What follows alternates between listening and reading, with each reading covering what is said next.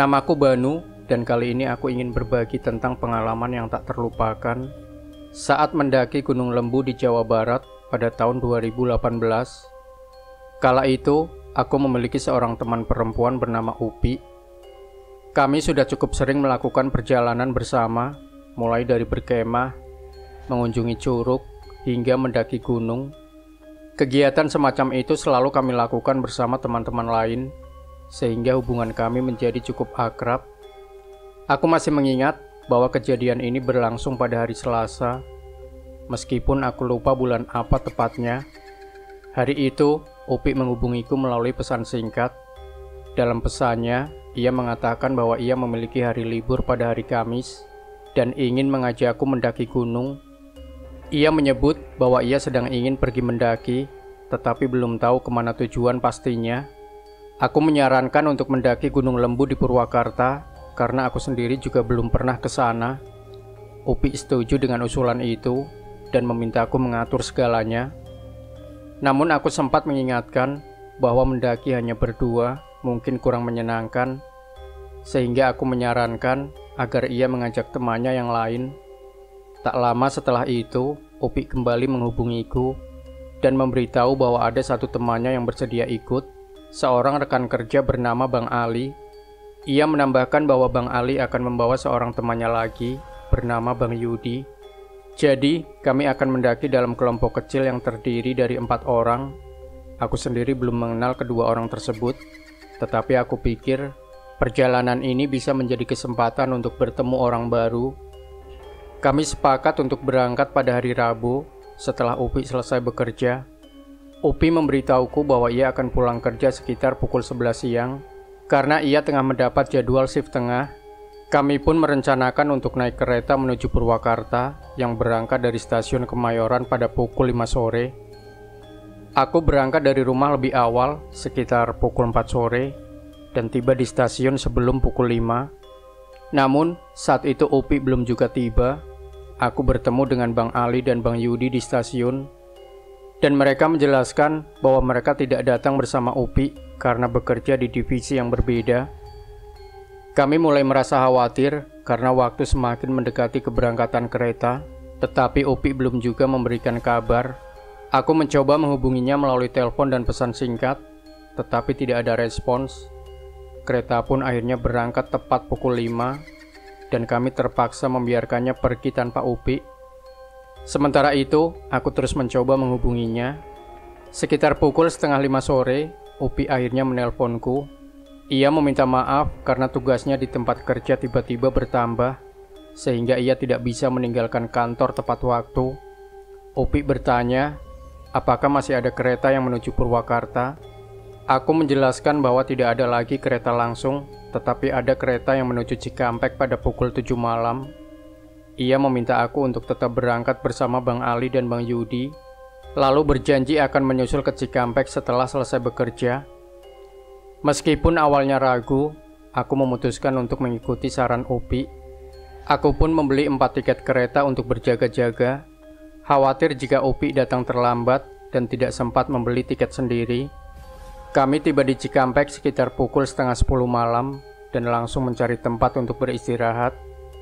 Di dekat stasiun, kami menemukan sebuah angkringan yang menyediakan minuman dan makanan, dan kami pun mengobrol santai di sana. Setelah memastikan Upi berhasil menyusul kami di Cikampek seorang diri, kami semua merasa lega. Setibanya di tempat kami berkumpul, Upi langsung mengajak kami untuk segera melanjutkan perjalanan. Ia berkata dengan nada bersemangat bahwa kami sebaiknya bergegas sebelum semakin larut malam. Namun, aku sempat menyarankan agar ia beristirahat sejenak, mengingat ia baru saja menempuh perjalanan sendirian.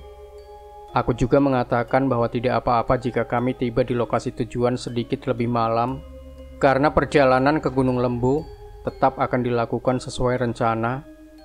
Akhirnya kami memutuskan untuk memesan minuman terlebih dahulu. Aku memilih teh hangat untuk sekadar melepas lelah sebelum melanjutkan perjalanan. Namun, baru sekitar 15 menit bersantai, Upi kembali mengingatkan agar kami segera melanjutkan perjalanan. Karena kami tidak mendapatkan kereta langsung ke Purwakarta, kami harus mencari alternatif lain untuk mencapai tempat penyewaan motor. Aku sudah mengenal tempat itu karena cukup sering menggunakan jasanya saat bepergian ke Purwakarta.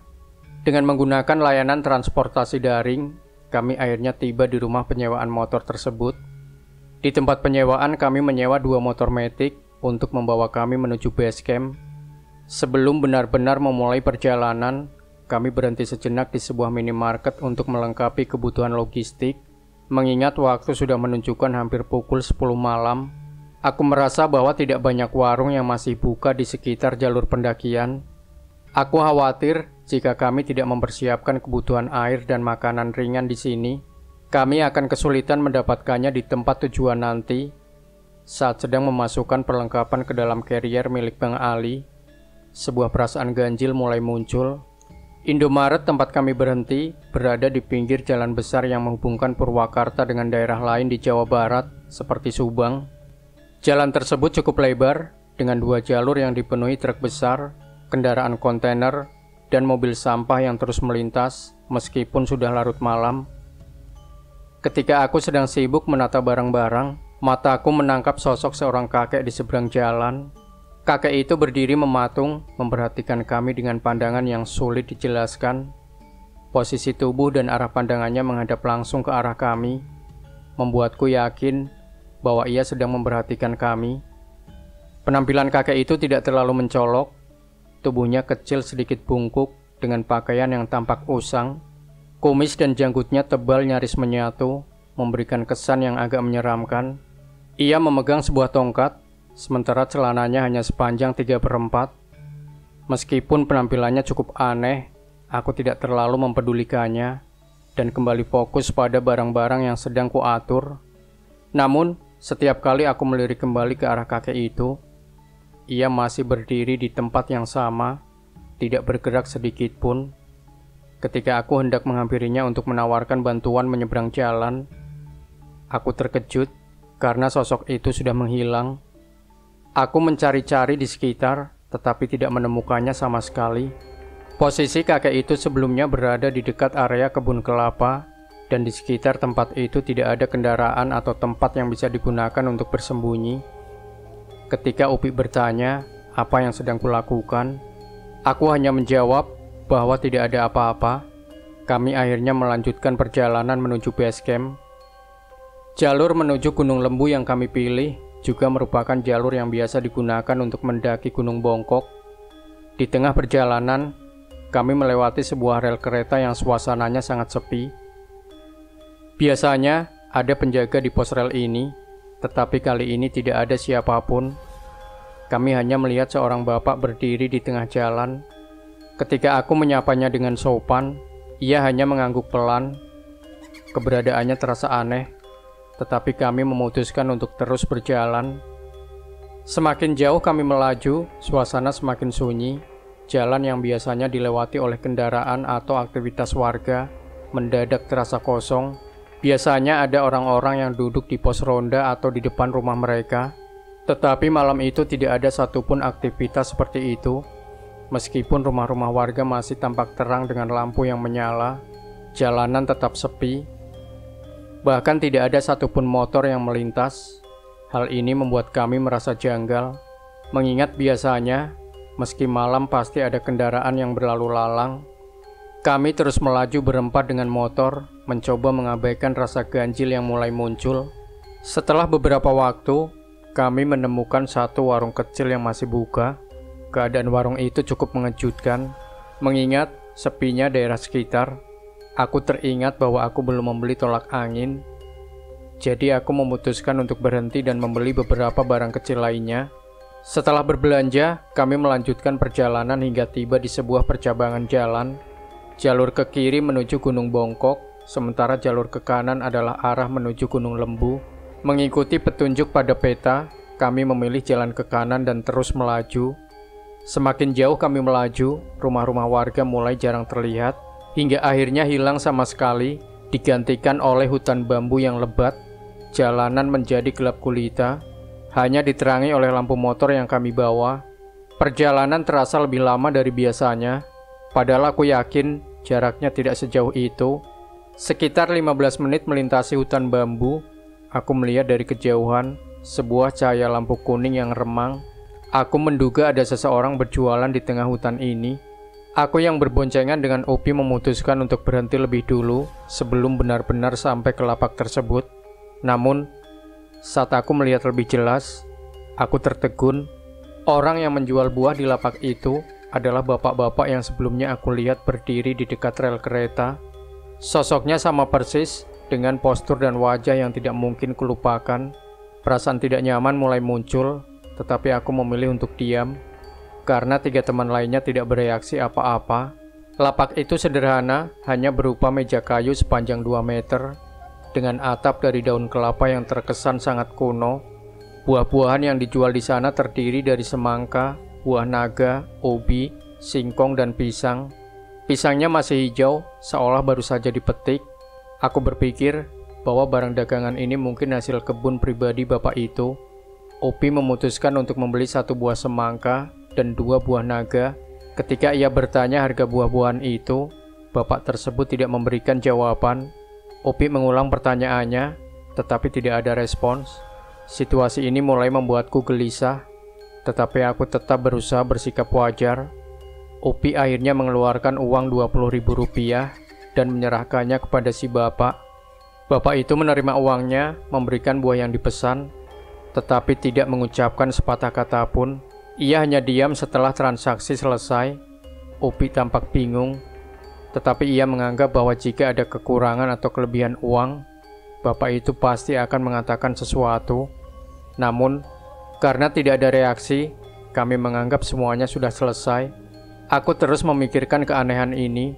Siapa yang mau berjualan buah di tengah hutan bambu pada malam hari tanpa ada satupun pembeli lain di sekitar? Apalagi lokasi ini jauh dari pemukiman warga. Saat itu waktu sudah menunjukkan hampir pukul 12 malam dan situasinya semakin tidak masuk akal. Dengan sedikit perasaan aneh, kami kembali melanjutkan perjalanan. Kami masih melewati hutan bambu yang lebat dengan jalanan yang gelap dan hanya diterangi oleh lampu motor. Di tengah perjalanan, Upi tiba-tiba memutar audio murotal dari ponselnya. Suara lantunan ayat-ayat Al-Quran mengisi keheningan malam itu, membuatku yakin bahwa Upi mungkin mulai merasakan sesuatu yang tidak beres. Tidak lama setelah itu, aku merasakan Upi yang duduk di belakangku mencengkeram bajuku dengan sangat erat. Ia menggenggam begitu kuat, hingga aku merasa ada sesuatu yang menakutkannya. Dari belakang, ia mulai mengikuti lantunan ayat-ayat yang diputar dari ponselnya, menunjukkan bahwa ia hafal dengan surat tersebut. Aku mencoba bertanya, apakah ada sesuatu yang salah? Namun, Upi hanya menjawab singkat, meminta agar aku terus melaju tanpa berhenti. Aku tidak melihat apapun yang aneh di sekitar kami, tetapi aku yakin Upi pasti telah menyaksikan sesuatu. Meski demikian, ia memilih untuk tidak menceritakan apa yang dilihatnya saat itu. Waktu terus berjalan, kami akhirnya sampai di sebuah percabangan jalan. Di depan kami terbentang 2 jalur, satu ke kiri yang tampak sedikit menanjak dan satu lagi ke kanan yang lebih landai. Kami berhenti sejenak di sana untuk memastikan jalur mana yang benar. Menuju base camp. Aku membuka peta digital di ponselku, memperbesar tampilan untuk melihat arah yang tepat. Peta itu menunjukkan bahwa jalur yang harus diikuti adalah ke kanan, dan menurut petunjuk, basecamp sudah cukup dekat. Namun, tidak ada tanda-tanda petunjuk arah di sekitar percabangan itu, yang biasanya ditemukan di jalur pendakian. Aku menyarankan kepada Bang Ali bahwa kami sebaiknya mengikuti arah peta. Jalur ke kanan tampak lebih jelas dan sesuai dengan penunjuk di peta, sedangkan jalan ke kiri tampak sedikit mencurigakan karena tidak ada informasi apapun tentangnya. Setelah berdiskusi singkat, kami semua sepakat untuk mengikuti jalur yang diarahkan oleh peta, yaitu ke kanan. Jalanan berbatu yang keras mulai menguji ketahanan tangan dan tubuh kami. Getaran akibat jalan yang tidak rata semakin terasa melelahkan. Aku merasakan keletihan mulai menjalar, terutama karena perjalanan ini tidak hanya menuntut fisik, tetapi juga mental. Ketika akhirnya kami sampai di titik yang seharusnya menjadi base camp menurut peta, Kami malah menemukan diri kami berada di tengah hutan bambu yang lebat. Tidak ada tanda-tanda base camp di sekitar kami, tidak ada lampu, dan tidak ada tempat parkir motor. Kami mulai kebingungan. Di kiri dan kanan hanya ada pohon bambu yang berdiri rapat, menciptakan suasana yang semakin sunyi dan mencekam. Kami berhenti cukup lama di tempat itu, mencoba memutuskan apa yang harus dilakukan. Rasa lelah membuat kami enggan untuk kembali, apalagi dengan kondisi jalan yang sudah membuat perjalanan terasa begitu berat. Akhirnya kami memutuskan untuk terus berjalan ke depan, berharap base camp sebenarnya berada sedikit lebih jauh dari titik yang ditunjukkan peta. Namun, semakin jauh kami melaju, jalanan justru semakin menantang. Jalur berbatu semakin menanjak, lalu turun dengan curam, dan berubah lagi menjadi jalan datar yang membingungkan. Pohon bambu di kanan dan kiri jalan semakin lebat, hingga tampak seperti membentuk gerbang melengkung alami di depan kami.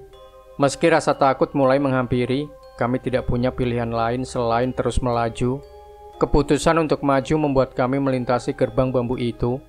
Tidak lama setelah itu, kami menemui tanjakan yang jauh lebih ekstrim dibanding sebelumnya. Motor yang kukendarai mulai menunjukkan tanda-tanda kelelahan, hingga bau hangus dari mesin tercium. Aku memaksakan motor untuk mendaki tanjakan itu, tetapi sebuah batu besar mengganjal ban depan membuatku kehilangan momentum. Mesin motor mati seketika, memaksaku berhenti di tengah tanjakan. Aku merasa putus asa. Di tengah hutan bambu yang gelap gulita, dengan jurang di sisi kanan dan tebing di sisi kiri, motorku tidak mau hidup. Bang Ali yang berada di belakangku mengalami hal yang sama. Motornya mati ketika mencoba mendaki. Kami berempat hanya mengandalkan cahaya dari senter ponsel yang mulai redup. Keadaan itu begitu sunyi. Hanya ada suara kami yang terengah-engah dan hembusan angin malam yang menerpa dedaunan bambu. Kami memutuskan untuk beristirahat sejenak di tengah tanjakan itu. Aku duduk selonjoran di pinggir jalan, mencoba menenangkan diri. Sebelah kananku adalah jurang yang tampak begitu gelap dan dalam, sementara di sebelah kiriku hanyalah hutan bambu yang terus menjulang. Aku menyalakan rokok untuk sedikit mengurangi rasa gugup dan kelelahan yang menyelimuti. Namun, di tengah keheningan itu, sebuah suara tiba-tiba terdengar dari arah jurang di sebelah kananku. Suara itu sangat jelas, seperti seseorang yang sedang berlari menuruni jalan yang dipenuhi daun-daun kering. Aku langsung tertegun. Suara langkah kaki itu begitu nyata, seolah ada seseorang atau sesuatu yang melintas di sebelahku. Refleks, aku menoleh ke arah sumber suara, tetapi tidak ada apapun di sana. Pikiranku mencoba mencari penjelasan rasional. Mungkin itu binatang hutan seperti babi, atau mungkin batu yang jatuh. Namun, suara itu terlalu teratur, terlalu mirip langkah manusia. Saat aku menoleh lebih jauh, tangan kananku tanpa sadar menyentuh tanah di pinggir jurang. Tubuhku hampir terjatuh ke bawah, tetapi aku berhasil meraih sebatang pohon kecil untuk menahan diriku. Meski ukurannya kecil, pohon itu cukup kuat untuk menahan bobot tubuhku. Seruan istighfar terdengar hampir serempak dari mulut kami, terutama dari Upi yang tampak paling terguncang. Jantungku berdegup kencang. Aku mencoba menenangkan diri. Aku kembali duduk, mencoba berpikir jernih. Tidak ada pembicaraan di antara kami. Semua terdiam, seolah sedang merasakan tekanan yang sama dari suasana hutan malam itu. Beberapa saat kemudian, Upi segera mengajak kami untuk melanjutkan perjalanan, menyarankan agar mencoba menyalakan motor lagi, karena mungkin mesinnya sudah cukup dingin setelah istirahat. Dengan sisa tenaga, aku mencoba starter motor, tetapi mesin tidak mau menyala. Aku memasang standar 2 dan mencoba menyalanya, namun hasilnya tetap sama. Dalam hati, aku berdoa agar motor ini bisa kembali hidup, karena situasinya semakin tidak nyaman. Setelah beberapa kali mencoba, akhirnya mesin berhasil menyala, meskipun suaranya masih terdengar berebet. Aku menahan gas agar mesin tetap menyala, dan perlahan suara motor kembali normal setelah beberapa menit. Kami mulai bergerak lagi, namun karena tanjakan masih cukup curam dan medan jalan begitu berat, Upi serta Bang Yudi memutuskan turun dari motor dan berjalan kaki. Sementara kami yang mengendarai motor harus perlahan mendorong sambil menahan gas. Rasa lelah semakin terasa, tetapi akhirnya kami tiba di jalur yang lebih datar. Setelah Upi dan Bang Yudi kembali naik ke motor, kami melanjutkan perjalanan selama sekitar 15 menit. Jalanan terus dihiasi pohon bambu yang lebat, hingga kami tiba di sebuah area tanah lapang di sisi kiri jalan. Tanah lapang itu terlihat seperti area camp, tetapi suasananya begitu sunyi. Pohon-pohon bambu besar mengelilinginya, membentuk lingkaran yang tampak ganjil di tengah keheningan malam. Ketika kami melintas, suara tawa tiba-tiba terdengar dengan jelas dari balik pohon bambu. Suaranya tajam dan melengking, seperti tawa khas makhluk halus yang sering digambarkan dalam cerita mistis. Seketika bulu kuduku berdiri. Aku tahu suara itu sangat mirip dengan tawa kuntilanak. Bang Ali yang mendengar suara itu tampak panik. Ia langsung memacu motornya, melewatiku dengan kecepatan tinggi. Refleks, aku memanggilnya dan berusaha menenangkannya. Aku mencoba memberikan alasan yang lebih masuk akal untuk menghilangkan ketakutan kami. Dalam hati, aku memang sempat kaget, tetapi aku memutuskan untuk tetap berpikir positif. Namun, Bang Ali tidak menjawab, tetapi motornya mulai melambat. Meskipun jelas ia masih terlihat gelisah. Perjalanan terus berlanjut hingga kami bertemu lagi dengan gerbang pohon bambu yang melengkung seperti yang kami temui sebelumnya.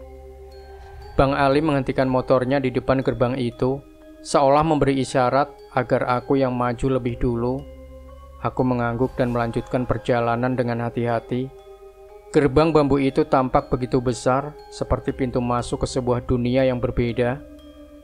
Setelah melintasi jalan berbatu selama sekitar 20 menit, aku melihat secercah cahaya dari kejauhan. Cahaya itu tampak seperti lampu rumah warga, terlihat dari sela-sela dedaunan bambu. Aku segera memberitahu Upi bahwa mungkin kami sudah dekat dengan pemukiman. Upi yang tampak lelah dan mengantuk menyarankan agar kami berhenti di rumah warga untuk beristirahat sejenak dan menanyakan arah ke base camp Gunung Lembu. Namun, ketika kami mendekat sumber cahaya itu, aku terkejut karena ternyata tidak ada apa-apa di sana.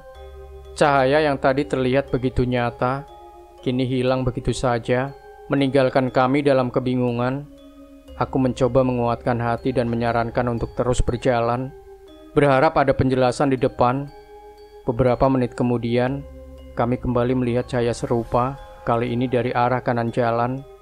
Aku berharap ini bukan sekadar bayangan atau pantulan seperti sebelumnya. Ketika kami mendekat, aku mulai melihat sesuatu yang membuatku semakin bingung. Di depan, tampak sekumpulan orang, mungkin sekitar 30 orang sedang sibuk membangun rumah di tengah malam. Cahaya lampu putih menerangi mereka, memberikan suasana yang aneh di tengah hutan. Aku merasa ada yang tidak masuk akal. Siapa yang membangun rumah pada jam 2 pagi, apalagi di tempat terpencil seperti ini? Aku menghentikan motor dan turun untuk memastikan apa yang sedang terjadi. Aku berjalan perlahan mendekati kerumunan orang itu. Di antara mereka ada bapak-bapak, ibu-ibu, bahkan anak-anak. Sebagian tampak sedang bekerja, mengecor bagian rumah, sementara yang lainnya duduk di pinggir, seperti sedang beristirahat. Mereka semua terlihat nyata, tidak seperti bayangan atau sesuatu yang aneh. Namun, pakaian yang mereka kenakan tampak berbeda dari biasanya. Salah satu ibu-ibu yang duduk di dekat jalan mengenakan kain penutup kepala sederhana yang tidak menyerupai jilbab, tetapi seperti kerudung tradisional yang hanya menutupi sebagian rambutnya. Dengan sopan, aku mendekati kerumunan orang yang sedang bekerja di bawah sinar lampu. Aku menyapa dengan penuh hormat, mengingat adat Sunda yang masih sangat kental di daerah ini. Aku berkata, "Permisi Pak, Bu, maaf, saya mau tanya." Nada suaraku sengaja kubuat seramah mungkin. Aku menjelaskan bahwa aku dan teman-teman sedang mencari base camp Gunung Lembu dan bertanya arah yang tepat untuk menuju ke sana. Seorang ibu-ibu yang mengenakan penutup kepala sederhana menjawab pertanyaanku. Suaranya terdengar lembut namun sedikit dingin. Ia mengatakan bahwa aku telah salah jalan. Menurutnya, di percabangan sebelumnya seharusnya kami memilih jalur ke kiri, bukan ke kanan. Ia menjelaskan bahwa jalur yang harus kami tempuh sekarang adalah mengikuti jalan yang ada tanpa berbelok. Jalan tersebut katanya akan berbelok ke kiri dan membawa kami ke tujuan. Aku mengucapkan terima kasih banyak kepada ibu itu atas petunjuknya. Ketika aku hendak berpamitan, aku melihat Upi mendekat dan memberikan buah naga yang sebelumnya kami beli kepada seorang anak kecil yang duduk di sebelah ibu itu. Anak itu tampak seperti anak ibu tersebut, mungkin berusia sekitar 10 tahun, dengan wajah polos yang agak pucat. Aku merasa ada yang janggal, tetapi aku mengabaikannya karena pikiranku masih dipenuhi pertanyaan tentang apa yang baru saja kami alami. Sambil berjalan kembali ke motor, aku tak bisa menahan pikiran aneh. Kenapa mereka membangun rumah di tengah hutan seperti ini? Apalagi pada jam 2 pagi, gumamku dalam hati. Rasa tidak masuk akal semakin kuat ketika aku mengingat situasi ini. Namun aku memilih untuk tidak berbicara banyak, agar tidak membuat suasana semakin mencekam. Setelah berpamitan, kami memutuskan untuk mengikuti saran si ibu dan kembali ke jalan utama. Saat aku menghidupkan motor dan memulai perjalanan lagi, aku merasa merinding. Perasaan ganjil semakin kuat ketika perjalanan kembali. Aku bertemu lagi dengan kakek-kakek yang sebelumnya kulihat di dekat Indomaret. Sosoknya sama persis, kecuali tongkat yang tidak lagi ia bawa. Bajunya juga berbeda dari sebelumnya, tetapi wajahnya tak mungkin kulupakan. Aku menyapanya dengan terbata-bata. "Permisi, Pak." Tetapi kakek itu hanya tersenyum tanpa berkata apa-apa. Senyumannya terlihat ramah, tetapi justru menambah rasa gelisah di hatiku. Aku mempercepat langkah menuju motor, berharap segera meninggalkan tempat itu. Tak lama setelah itu, kami menemukan rumah warga yang akhirnya memberi sedikit rasa lega. Rumah itu muncul tanpa ada tanda-tanda cahaya dari jauh, hanya terlihat samar-samar oleh lampu terang di terasnya. Ada 3 rumah di sisi jalan, tetapi hanya rumah ketiga yang tidak berpagar. Aku memutuskan untuk berhenti dan mengetuk pintunya. Dengan hati-hati aku mengetuk pintu kayu rumah itu, berharap penghuninya tidak terlalu marah karena aku mengganggu mereka di waktu yang sangat larut. Butuh beberapa lama sebelum akhirnya seorang bapak-bapak keluar, tampak setengah mengantuk. Aku segera meminta maaf, menjelaskan bahwa aku dan teman-teman tersesat dan membutuhkan petunjuk arah ke base camp. Bapak itu mendengarkan dengan sabar, lalu memberikan petunjuk yang sama seperti yang sebelumnya diberikan oleh ibu-ibu di lokasi pembangunan rumah. "Kalian tadi salah jalan, harusnya ambil ke kiri di percabangan," katanya dengan nada tenang. "Sekarang ikuti saja jalan ini, nanti di depan ada belokan ke kiri. Kalian ikuti terus, nanti sampai di tujuan," tambahnya. Aku mengangguk sambil mengucapkan terima kasih berulang kali. Aku sempat mencoba menjelaskan kepada bapak itu bahwa sebelumnya kami bertemu sekumpulan orang yang sedang membangun rumah di tengah hutan. Mendengar ceritaku, bapak itu tampak kaget. "Bangun rumah? Di sini? Di tengah malam begini?" tanyanya dengan nada heran. Wajahnya menunjukkan ekspresi bingung yang membuatku semakin tidak nyaman. Saat itu, Upi menyenggol lenganku, memberiku isyarat untuk berhenti membahas hal itu. Aku segera memahami maksudnya dan memutuskan untuk tidak melanjutkan cerita. Kami berpamitan dengan bapak itu dan kembali melanjutkan perjalanan. Jalan yang kami tempuh masih sama, berbatu dan tidak rata. Jalur menanjak dan berkelok-kelok dengan pemandangan kanan kiri yang masih dipenuhi pohon bambu yang lebat. Di tengah perjalanan, aku melihat dari kejauhan sebuah lampu motor yang tampak bergerak mendekati kami. Upi juga melihatnya dan berkata, "Lihat, ada motor itu. Kita tanya aja arah ke base camp." Kami pun melanjutkan perjalanan selama sekitar 10 menit, berharap bertemu dengan motor yang sebelumnya kami lihat dari kejauhan. Namun anehnya, motor tersebut tidak pernah muncul. Aku mulai merasa ada yang tidak beres. Upi yang duduk di belakangku sempat bertanya dengan nada bingung, "Motornya tadi kemana? Kok nggak ketemu?" Aku mencoba menenangkannya, meskipun dalam hati aku sendiri penasaran. "Sebaiknya kita diam saja. Mudah-mudahan kita sampai.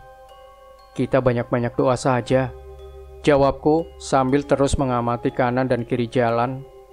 Jalanan itu hanya ada satu jalur tanpa percabangan, jadi mustahil motor tersebut bisa berbelok ke arah lain. Aku mencoba mencari penjelasan, berpikir mungkin motor itu berhenti di suatu tempat yang tidak terlihat, tetapi jalur ini terlalu terbuka. Tidak ada tempat untuk menyembunyikan motor, apalagi pada malam seperti ini. Sosok pengendara motor itu memang tidak terlalu jelas, tetapi aku ingat betul bahwa itu motor bebek dan gerakannya normal seperti motor pada umumnya. Ketika kami melewati turunan di sisi kiri dan tanjakan di sisi kanan, tiba-tiba Upi menggenggam pinggangku dengan sangat erat. Rasa panik langsung menjalar ke tubuhku. Genggaman Upi terasa kuat, seperti ia sedang mencoba menahan sesuatu. Bersamaan dengan itu, tanpa sadar aku menoleh ke arah kanan, seolah ada sesuatu yang menarik pandanganku ke sana. Apa yang kulihat di kanan jalan membuat tubuhku merinding. Di antara pohon-pohon bambu yang lebat, ada sosok hitam besar berdiri dengan bentuk yang tidak biasa.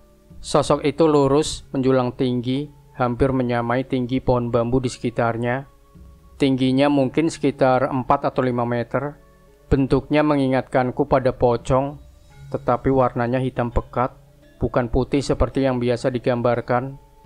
Sosok itu tampak menggantung, melayang tanpa menyentuh tanah. Aku tidak bisa melihat wajahnya karena tertutup oleh bayangan pohon bambu, tetapi bentuk tubuhnya begitu jelas di mataku. Aku hanya sempat melihat sosok itu selama beberapa detik sebelum buru-buru membuang pandangan.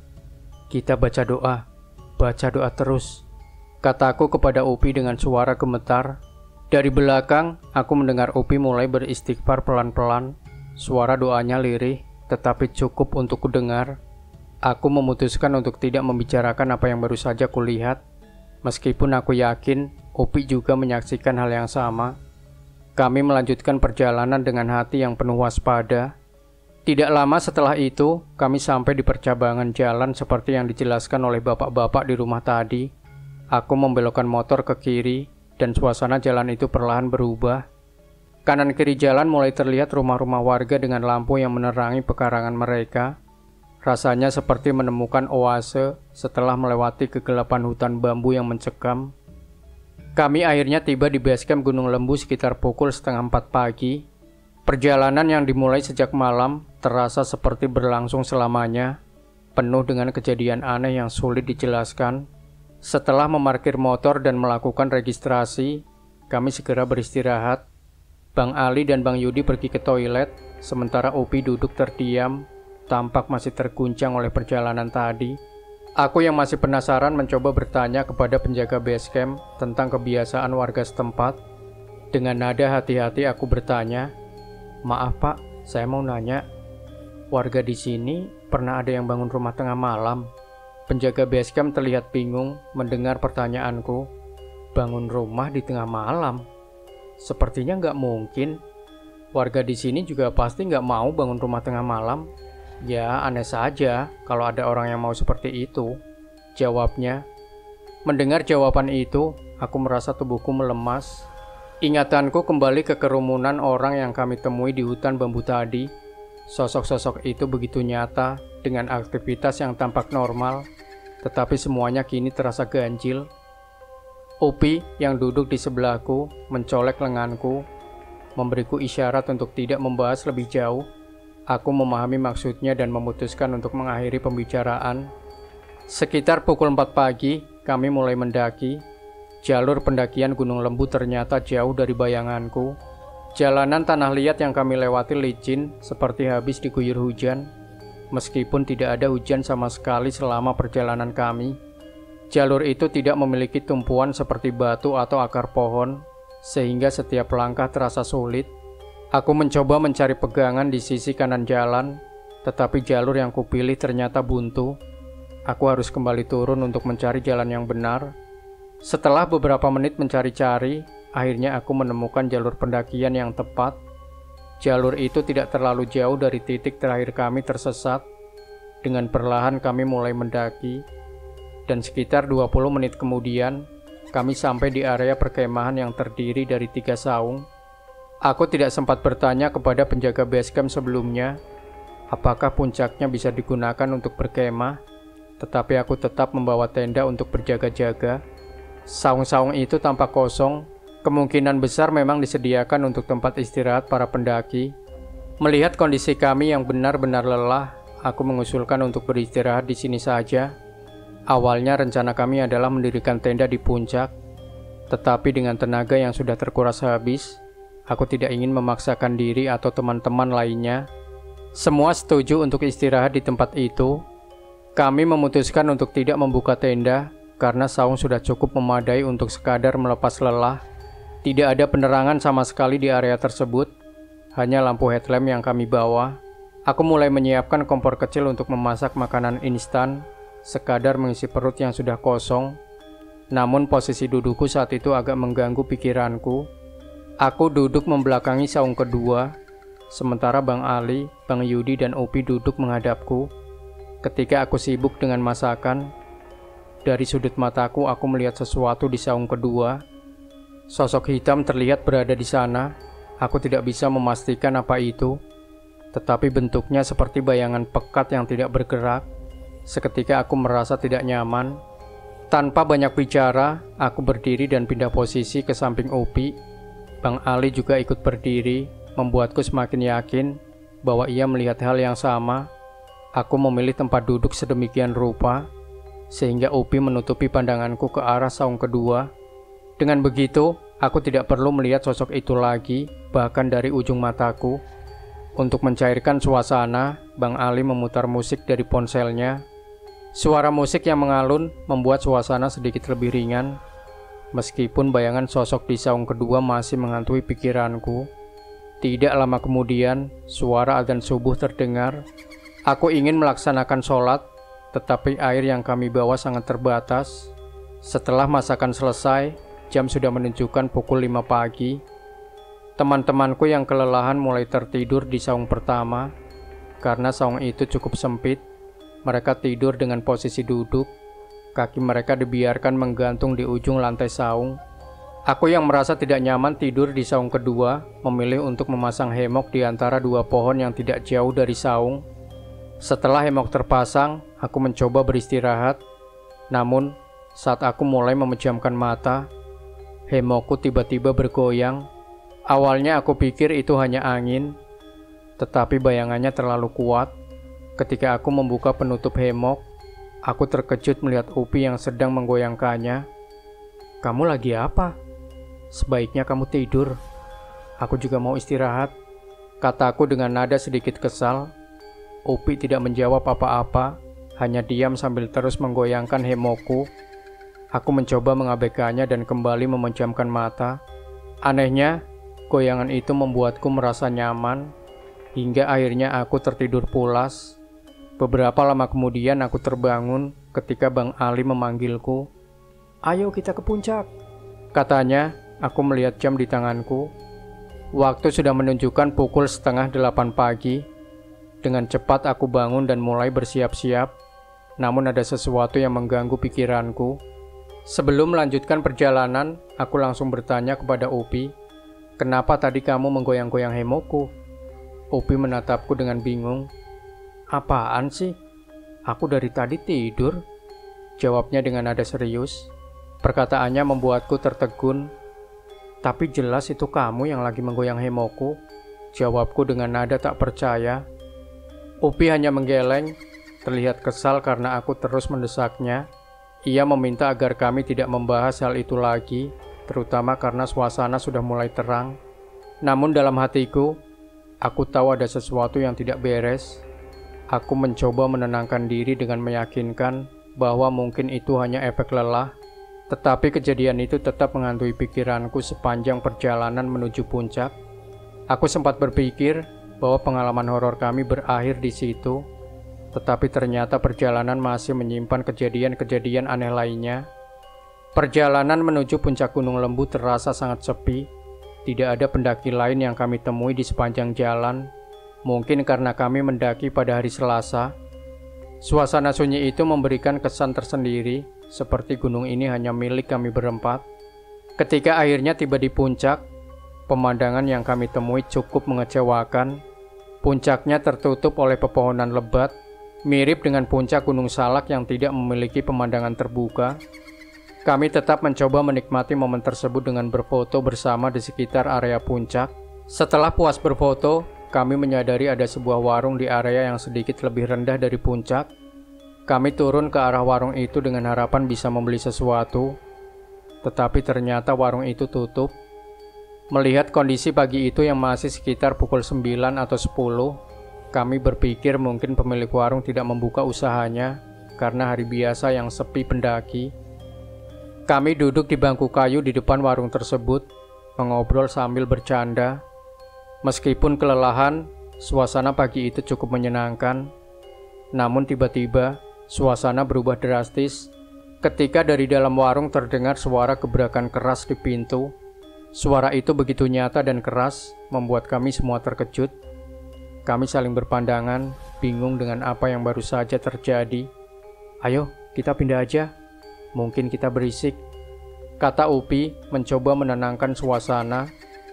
Kami sepakat untuk meninggalkan tempat itu agar tidak mengganggu, karena berpikir mungkin saja pemilik warung sedang beristirahat di dalam.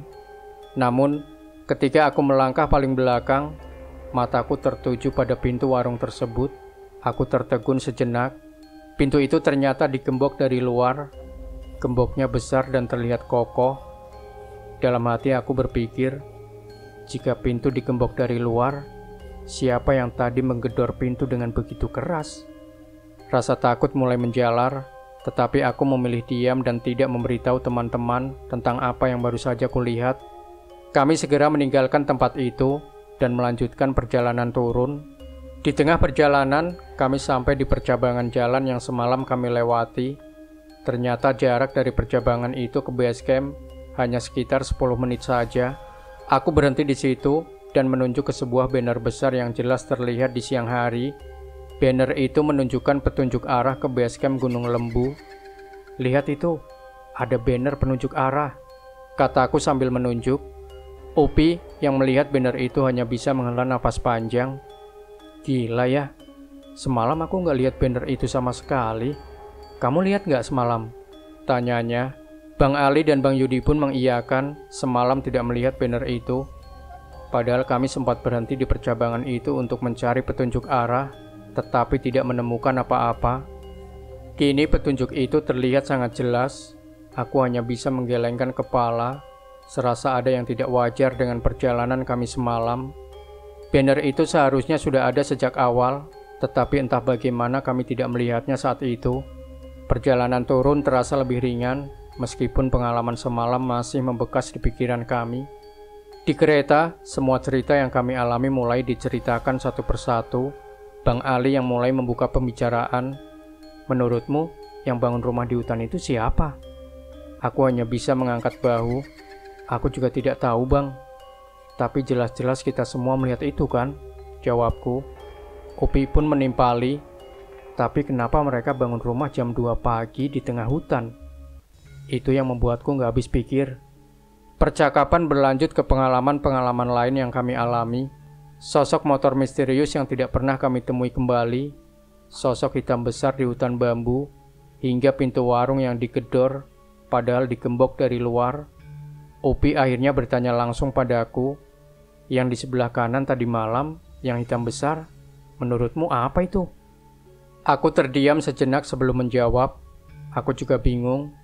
Dibilang genderuwo, tapi kok lurus banget badannya. Dibilang pocong, tapi warnanya hitam, bukan putih. Percakapan di kereta dipenuhi dengan berbagai spekulasi tentang apa yang sebenarnya kami alami. Semuanya sepakat bahwa perjalanan ini adalah pengalaman yang tidak akan pernah terlupakan. Sebelum berpisah, kami sempat bercanda bahwa suatu hari nanti mungkin kami bisa mendaki bersama lagi. Meskipun dalam hati aku ragu apakah aku ingin mengalami hal yang serupa lagi. Hingga kini kami semua sibuk dengan kehidupan masing-masing, dan perjalanan mendaki Gunung Lembu ini tetap menjadi cerita yang penuh misteri bagi kami.